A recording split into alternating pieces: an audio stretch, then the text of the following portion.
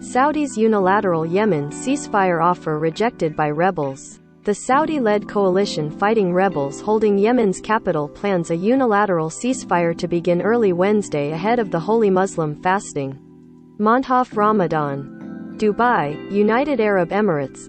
The Saudi-led coalition fighting rebels holding Yemen's capital planned a unilateral ceasefire to begin early Wednesday ahead of the holy Muslim fasting month of Ramadan.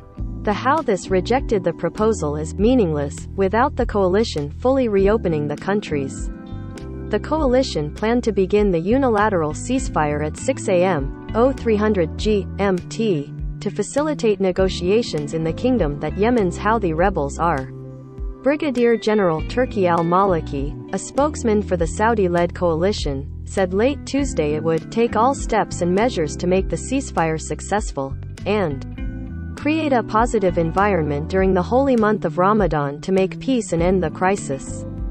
However, the announcement raised immediate doubts because the Iran-backed rebels are skipping the summit in Saudi Arabia, called by the Saudi-based Gulf Cooperation Council, because it's taking place on their adversaries' territory. Other unilateral ceasefires announced by the coalition over the past 2 years have swiftly collapsed. Within hours, a Houthi official named Mohammed al-Bukaiti rejected the offer over the continuing closure of Sanaa's airport and restrictions on the country's ports by the Saudi-led coalition. If the blockade is not lifted, the declaration of the coalition of aggression to stop its military operations will be meaningless because the suffering of Yemenis as a result of the blockade is more severe than the war itself, he wrote on Twitter. It wasn't immediately clear how long the unilateral ceasefire would last and how the coalition would respond if the Houthis did not comply. The United Nations and others had been pushing the warring sides to reach a truce for Ramadan, as has tenuously occurred in the past. Ramadan is likely to start this weekend, depending on the sighting of the new crescent moon. The GCC, which is a six-nation club including Bahrain, Kuwait, Oman, Qatar, Saudi Arabia and the United Arab Emirates, began the talks Tuesday in Riyadh. The summit is expected to continue through April 7. On Monday, the GCC Secretary-General Naif al-Harif held talks with British Ambassador to Yemen Richard Oppenheim and Yemeni officials allied with its internationally recognized but exiled government. Those talks saw al-Harif, a Kuwaiti politician, discuss efforts to stop the war and ways to achieve comprehensive peace to alleviate the human suffering witnessed by Yemeni people, according to the state-run Saudi press agency.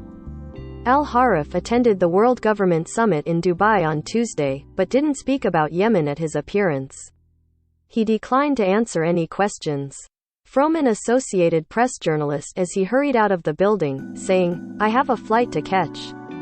Hours later, the GCC issued a statement quoting al-Harif calling on all sides in the war to halt fighting, while again asking the Houthis to take part in the rebels, who over the weekend attacked an oil depot in the Saudi city of Jeddah ahead of a Formula One race there, have called for the talks to be held in a neutral country. The Saudi regime must prove its seriousness towards peace by responding to a ceasefire, lifting the siege and expelling foreign forces from our country. Houthi spokesman Mohammed Abdul Salam wrote on Twitter, "Then peace will come and it is time to talk about political solutions in a calm atmosphere away from any military or humanitarian pressure."